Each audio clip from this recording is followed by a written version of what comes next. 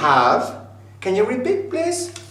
Wheat, strawberries, and corn. Now, we have a problem. Birds are taking my crops. And I need a scarecrow to protect my crops. Who wants to be a scarecrow?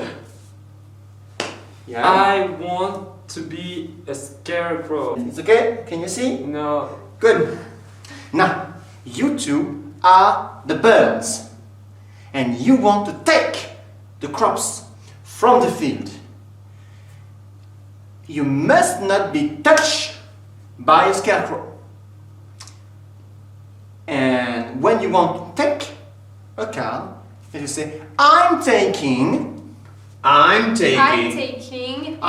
corn, for example. I'm taking corn. But if he hears you and touch you, you're out. Okay? Are you ready, birds? Yes. Go. I'm taking strawberries.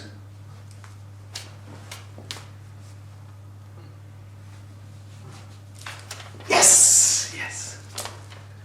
I'm taking wheat. Close.